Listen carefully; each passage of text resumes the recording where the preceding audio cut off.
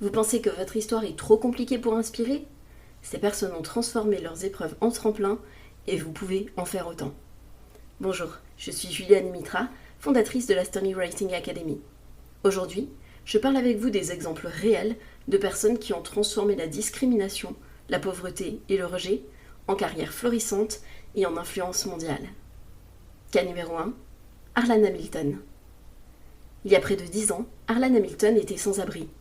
Femme noire et lesbienne dans un milieu dominé par des hommes blancs, elle a réussi à entrer dans le monde du capital risque sans diplôme universitaire, sans réseau aisé et sans formation traditionnelle en investissement.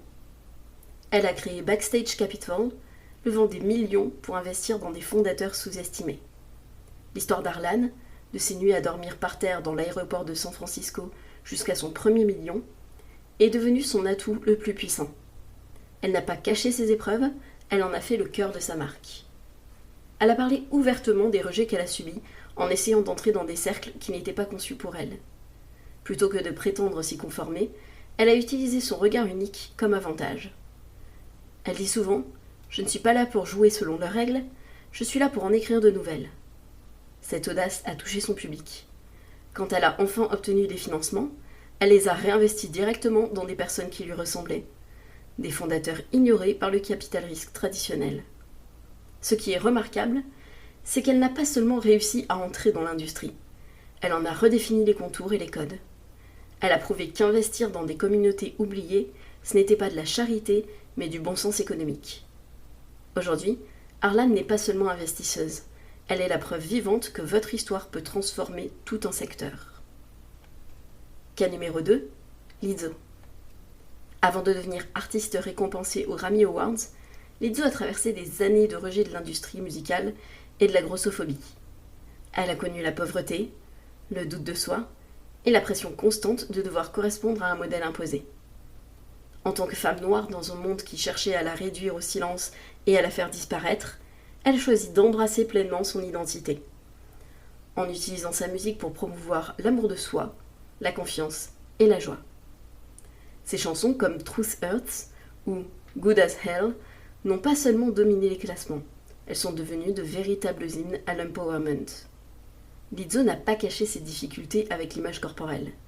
Elle les a transformées en carburant pour son art, inspirant des millions de personnes à se sentir vues et célébrées. Dans ses interviews, elle parle avec franchise de ces moments où elle a presque tout abandonné, quand le poids des critiques semblait plus lourd que son propre rêve. Mais elle a continué à écrire, à performer et à bâtir peu à peu un public fidèle qui se reconnaissait dans son authenticité. Elle a construit une marque, non pas sur la perfection, mais sur l'honnêteté, nous rappelant que ce qui est utilisé pour vous rabaisser peut devenir exactement ce pourquoi on vous admire. Cas numéro 3, Trevor Noah. Né pendant l'apartheid en Afrique du Sud, d'une mère noire et d'un père blanc, Trevor Noah incarnait une existence considérée comme illégale à l'époque. Dans ce livre, Born a Crime, il raconte comment ses expériences précoces ont forgé sa vision du monde, son humour et son succès ultérieur comme présentateur du Daily Show. Il a grandi entre plusieurs mondes, n'appartenant jamais totalement à l'un, mais apprenant à s'adapter à tous. Cette capacité d'adaptation est devenue sa force.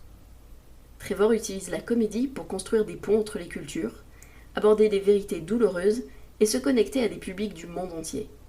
Il a cette capacité unique de faire rire, tout en incitant à réfléchir profondément sur l'injustice, le privilège et l'identité.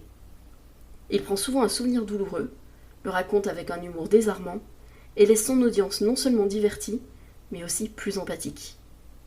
Son histoire nous montre que même les débuts les plus difficiles peuvent être transformés en outils de connexion, d'influence et de leadership.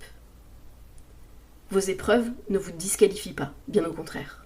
Racontées avec honnêteté, structure et confiance, elles deviennent la raison pour laquelle les gens vous font confiance, vous suivent et soutiennent votre mission. Chacune de ces personnes a transformé ses prétendus désavantages en fondation de son influence. Et vous pouvez en faire autant. Dans la prochaine vidéo, je vous donnerai le tout premier pas pour commencer à façonner votre propre histoire. Abonnez-vous pour ne rien manquer, et si vous êtes prêt ou prête à aller plus loin, rejoignez-moi dans la Storywriting Academy de discriminer à demander, où vous apprendrez pas à pas à transformer votre passé en force.